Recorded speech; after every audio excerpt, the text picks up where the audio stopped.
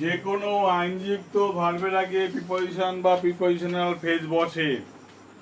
তাহলে আমরা পার্টিসিপল করেছিলাম করকম, তিন রকম করলাম না, একটা ডু ভার্বের, বি ভার্বের, একটা হ্যাভ ভার্বের।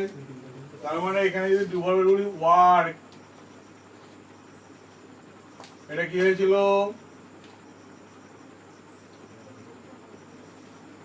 ওয়ার্কিং, তাই না? এখানে হয়েছিল বিং, আর এখানে হয়েছিল হ্যাভিং। হলো, এখানে হয়েছিল হ্যাভিং। তাহলে এইখানে মনে রাখতে হবে এই জায়গাগুলোতে, মানে এই আইনযুক্ত ভার্বের আগে এখানে, এখানে, এখানে আমরা লাগাতে পারি কি? প্রিপজিশন।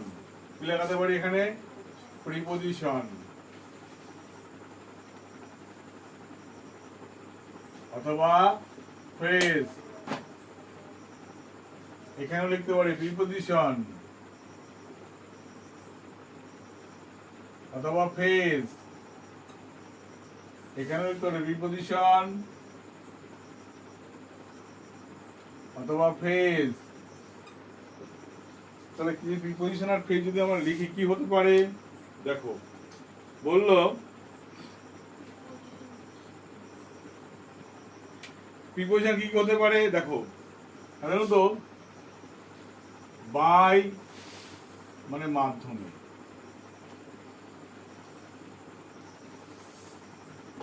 থ্রু মাধ্যমে বা মধ্যে দিয়ে,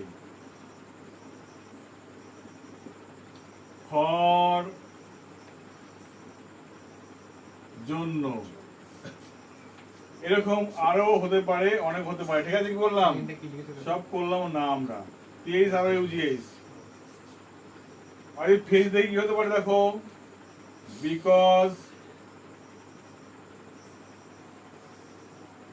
অফ মানে কারণে, অন অ্যাকাউন্ট অফ মানে হলো কারণে, ইনস্পাইর্ড অফ মানে হলো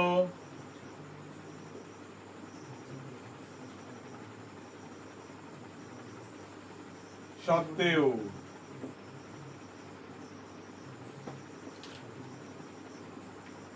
ইনস্টেড অফ মানে হলো পরিবর্তে। আরো এরকম হাজার হাজার হতে পারে। বুঝে গেল? তো এইগুলো ব্যবহার করবো, এই জায়গাটা ব্যবহার করবো কার আগে? যেমন এখানে হাজার ভার থাকতে পারে, কিন্তু তার সঙ্গে হতে হবে কি? আইএনজি। এখানে বিং এর সঙ্গে আইএনজি, এখানে হ্যাভের সঙ্গে আইএনজি। এর প্রশ্ন হলো এরপরে কি আসতে পারে? এই যে বিং লিখলাম, বিং এর পরে মাথায় রাখতে হবে হয় অ্যাডজেক্টিভ এডিজে আনতে হবে, না হলে ভি3 আসতে হবে, না হলে আর্টিকেল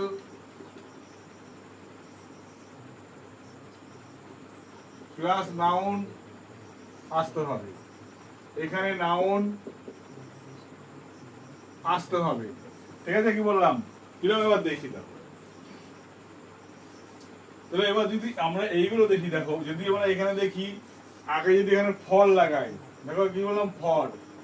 তাহলে ফর ওয়ার্কিং মানে কাজ করার জন্য, ফর বিং মানে হওয়ার জন্য, ফর হ্যাভিং মানে থাকার জন্য। হয়ে গেল।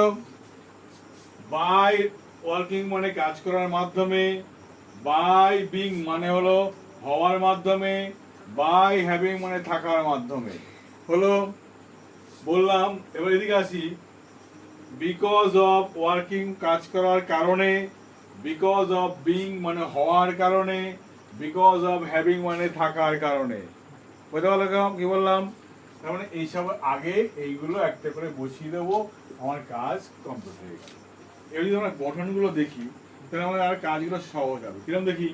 যদি গঠন 1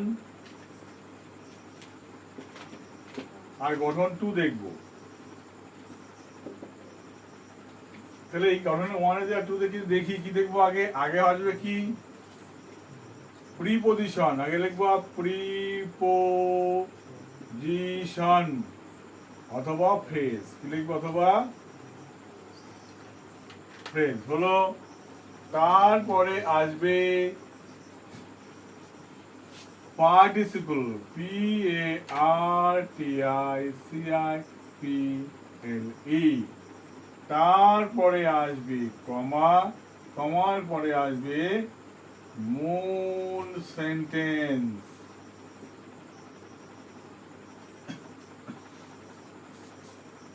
হলো। তবে এটা মাথায় রাখতে হবে, আগে পার্টিসিপলের কাজ কি হচ্ছিল?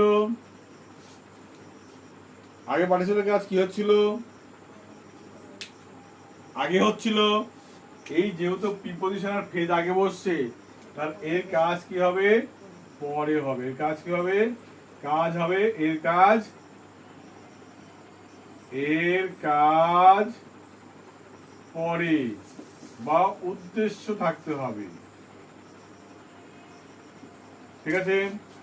তাহলে এর কাজ হবে পরে অথবা উদ্দেশ্য থাকতে হবে, আর মূল সেন্টেন্সের কাজ হতে হবে আগে। কি হতে হবে? কাজ হতে হবে আগে, কাজ আগে হতে হবে। যদি গঠন 2 নম্বরে আসি, গঠন তাহলে কি হতে পারে? আগে মূল সেন্টেন্স চলে আসলো,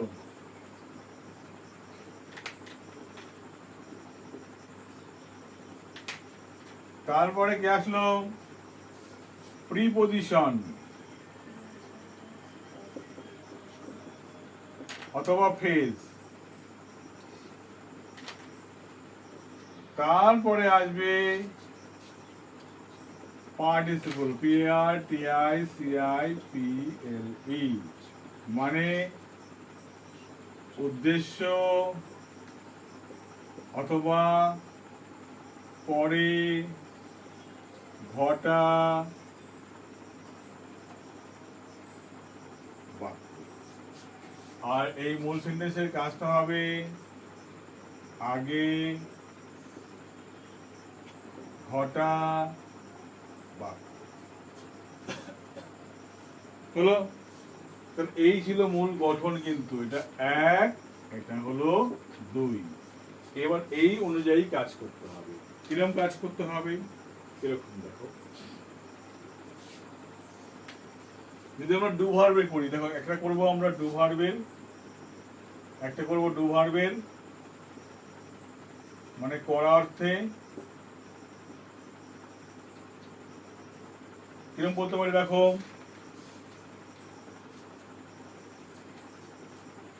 কঠোর পরিশ্রম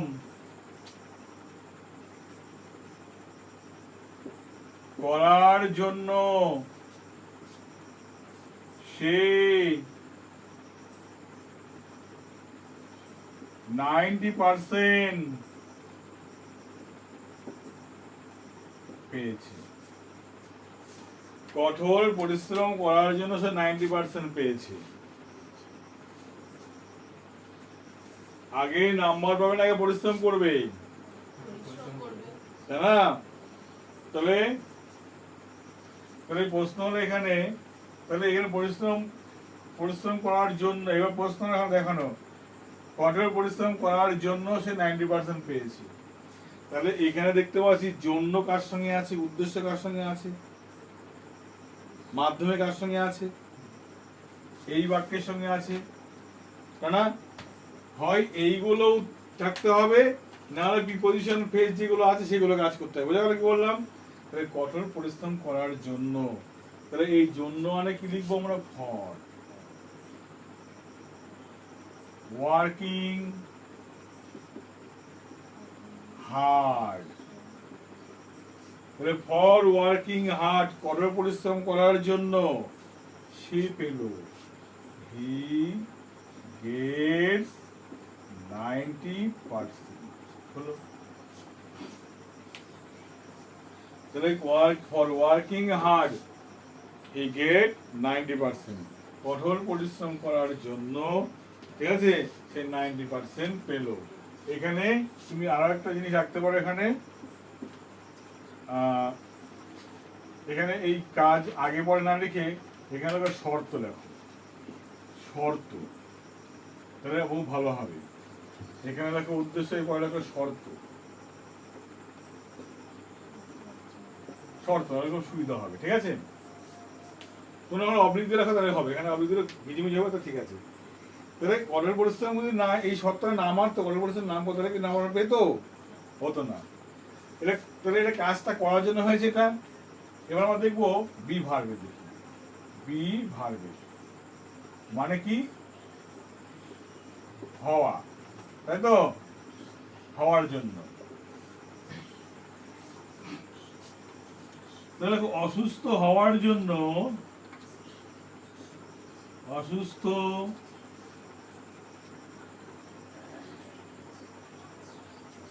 হওয়ার কারণে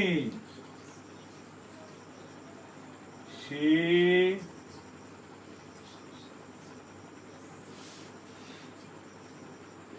এখানে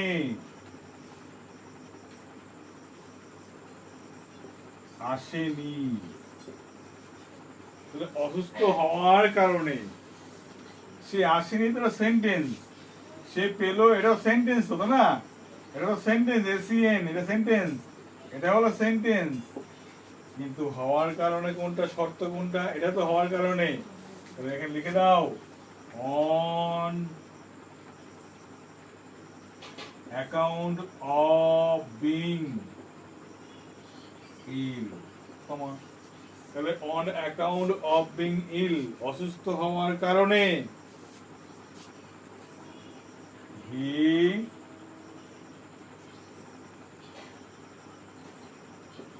doesn't come, সে আসেনি, he does not come। ঠিক আছে, তাহলে on account of being ill he does not come, অসুস্থ হওয়ার জন্য হতে পারতো এখানে, তাহলে for being ill লিখতে হতো কিন্তু আমাকে। ঠিক আছে, কি বললাম, for being ill। এবার প্রশ্নটা দেখো, এখানে খালি being লিখলে হবে না কিন্তু, দেখো being এর পরে কি আসতে হবে, অ্যাডজেক্টিভ আসতে হবে, being এর পরে কি আসতে হবে, V3 আসতে হবে, being এর পরে আর্টিকেল প্লাস নাউন আসতে হবে, অথবা কি আসতে পারে, being এর পরে অ্যাডজেক্টিভ প্লাস নাউন আসতে পারে। ঠিক আছে, তাহলে এতগুলো শর্ত বসতে পারে, এতগুলো শর্ত। কত লাগবো, কি বললাম। এবার তুমি বলে দেখো, এখানে যদি হ্যাভ ভার্বে দেখি কি হবে, হ্যাভ ভার্বের মানে থাকা অর্থে,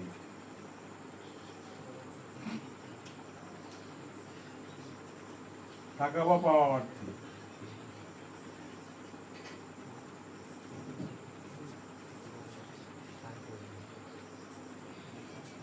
ঠিক আছে,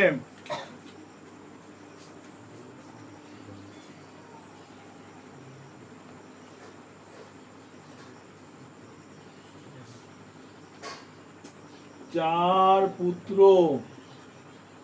থাকার জন্য সে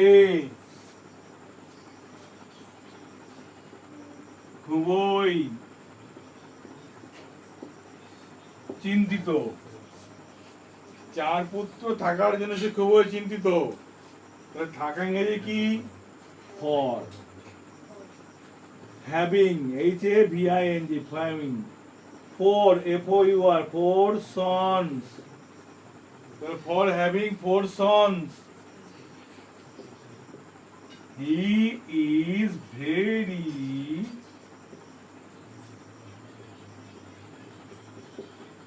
anxious, সে ভীষণ দুশ্চিন্তামগ্ন। ঠিক আছে, কি বললাম, তাহলে for having four son he is very anxious, চারটে পুত্র থাকার জন্য সে ভীষণ চিন্তিত। ঠিক আছে, এইবার মাথায় রাখতে হবে, আমি এটুকু বলালাম, বলো এখানে কিন্তু এই যে হ্যাজ হ্যাভ হ্যাড দিয়ে, ভালো করে শোনো, হ্যাজ হ্যাভ হ্যাড দিয়ে যদি কোনো বাক্যে যদি দেখো এরকম হ্যাজ হ্যাভ হ্যাড, তিনটে বাদ দিয়ে খালি কি লিখবো, ওখানে হ্যাভিং লিখে দেবো, কি লিখে দেবো, হ্যাভিং। এরপরে কি আছে তোমার দেখার দরকার নেই, বুঝলে কি বললাম, দেখার দরকার নেই, সে যা আছে তার শর্ত অনুযায়ী আছে সেখানে। ওকে, এইভাবে কিন্তু কি করতে হবে, কাজগুলো করতে হবে। তাহলে যদি আমরা এইভাবে কাজগুলো করি আর আগে যেভাবে কাজ করি, তাহলে দেখা গেলো এতগুলো কাজ করার, তুই বললি দেখ এরকম পরীক্ষায় বসার পরিবর্তে সে বাইরে কাজে গেছে। কি হতে পারে? পরিবর্তে ইংরেজি কি? Instead of. বসা ইংরেজি কি? Appear at. Instead of sitting for exam কি হবে? বসা সিট। তাহলে ইনস্টেড অফ তারপরে কি ভার্ব লিখতে হবে, পার্টিসিপেট করতে হবে, কি করতে হবে? সিটিং করতে হবে। Instead of sitting for exam, পরীক্ষা দেওয়ার পরিবর্তে, he goes abroad for money. He goed abroad for work. বোঝা গেল কি বললাম? সে কাজে গেল। তাহলে এই জায়গাটা কেন দেখবি এই স্ট্রাকচারের মধ্যে আমাদের করতে হচ্ছে। আর এই স্ট্রাকচারে যার মধ্যে যা ক্লিয়ার আছে সে তো ইংরেজিতে যা মনে ভাব প্রকাশ করবে তাই সে লিখবে। বোঝা গেল কি বললাম? তার কোনো কিছু আটকাবে না। এইভাবে করে আনবি এক একটা পার্ট থেকে। ডু ভার্বের 10টা, বি ভার্বের 10টা, হ্যাভ ভার্বের 10টা বাড়ির কাজ করে আনবি। এই কাজগুলো করবি। এই কাজগুলো করলে আশা করি তোমাদের সমস্ত রকম কনফিউশন দূর হবে তো হবেই। এদিকে 30টা, মোট 60টা কিন্তু বাড়ির কাজ। ওকে, কষ্ট করে হলেও করবে। তোমরাও চেষ্টা করো বাড়ি থেকে। তোমরা যদি চেষ্টা করে করতে পারো তোমাদের কনফিউশন দূর হবে। ঠিক আছে? বেসিকটা আমি এভাবে দেওয়ার চেষ্টা করলাম। Okay bye. মন দিয়ে পড়াশোনা করো আর সামনে পরীক্ষাগুলো নিজেকে দেখাও তোমার পরীক্ষায় দাদাকে। ওকে চলো।